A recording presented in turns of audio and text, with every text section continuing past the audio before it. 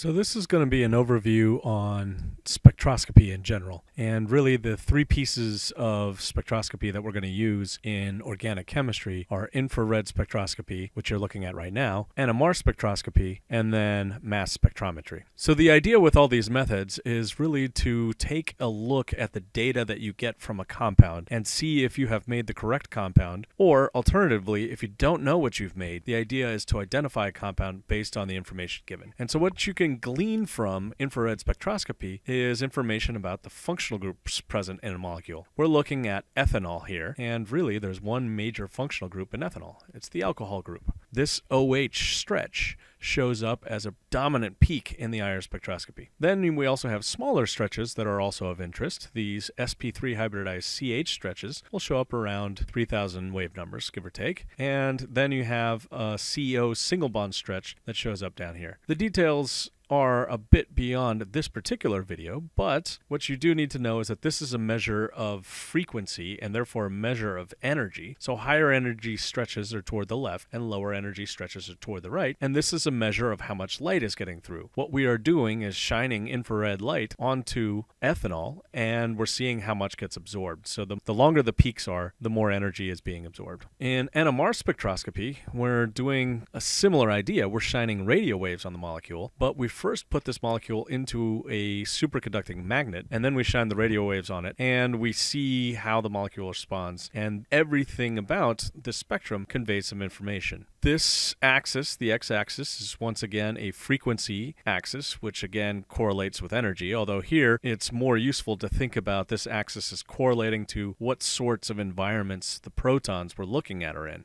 So for example, knowing that this is right down on the very right edge of the spectrum tells me that it is probably a methyl group, whereas things that are further to the left edge of the spectrum are probably closer to an oxygen. So these hydrogens are near this oxygen, but they're still bound to a carbon, and that's why they're over here. And then OHs, well, they tend to show up wherever they want. In any event, there's way more to be thought of when it comes to NMR, and you should check out those videos as well. For now, though, what I really want to point out is that there's three major pieces of information you get from every proton NMR spectrum, every peak in every proton NMR spectrum. Namely, that the position along the x-axis, which is called the chemical shift, that tells you something important about where these groups are. What are they next to? The blue numbers down here with the green, what that's telling you about is the total number of protons that are in a given environment. There are 2 protons in the environment marked A, and 2 protons show up here. And finally, the shape of these peaks, the multiplicity of these peaks, how many peaks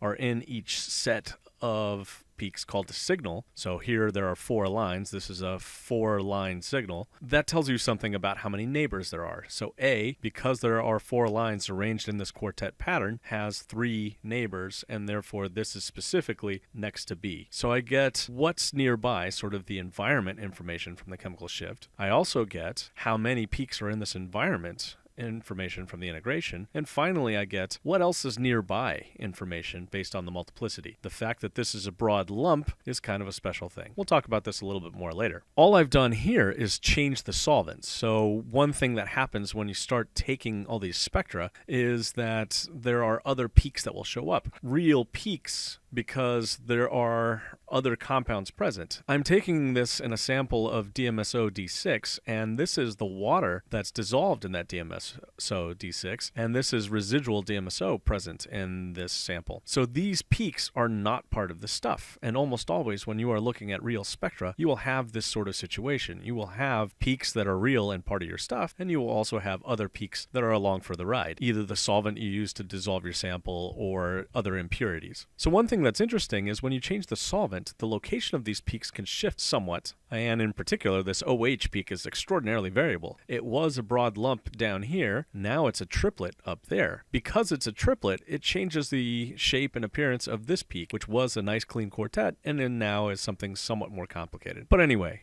proton NMR, again, what you need to do is interpret the chemical shift, integration, and multiplicity information for all peaks, and that will eventually lead you to be able to decide what the molecule is. So the very nice thing about carbon-13 NMR spectra is that only the carbons will show up, and almost always these carbons are dramatically simplified because of the way we choose to run the spectra, which is to say each carbon in your molecule, assuming it's unique, will give rise to a single line. And so basically interpretation of carbon NMR spectra comes down to chemical shift more than anything else. Further to the right on the chemical shift axis is lower energy, relatively boring groups that are relatively far from interesting functional groups. So this line right here I recognize as the methyl of ethanol, whereas something further to the left is probably closer to a electronegative atom like an oxygen. So carbon NMR, you basically have single lines of interest. Occasionally, the height of those lines will tell you something important. I should note that blue numbers that you see up at the top of your screen correlate with what the exact chemical shift is. So this line shows up at 18.4, give or take, and this is at 58.4. A three-line pattern near 77, that's going to be CdCl3. Finally, the last piece of spectroscopy that we really need to worry about for organic chemistry is mass spectrometry. And the idea here is simple. You take the molecule and you beat on it with a lot of energy and cause pieces of it to fragment off. So, for example, if you take ethanol and you hit it hard enough to knock a single electron off, and then you try to measure the mass of the fragment that results, you get a 46 mass. So, if I look at the mass spec, I will see a bunch of lines. Each one of these lines corresponds to a single mass, and this is an intensity measure. So there's a line at 46 because when I knock a single electron off of ethanol, what's left is something that weighs 46. However, you might imagine that having a single electron removed from ethanol is problematic, and sure enough, the ethanol will start to fragment, and one of the fragments that's relatively stable is the one shown here. There's a little bit of resonance that helps to stabilize this particular fragment, and as a result, this is a relatively predominant fragment. It's one of the larger fragments in the mass spectrum. Again, if you knock off an electron and then the rest of the molecule fragments, what you're left with is something that weighs about 31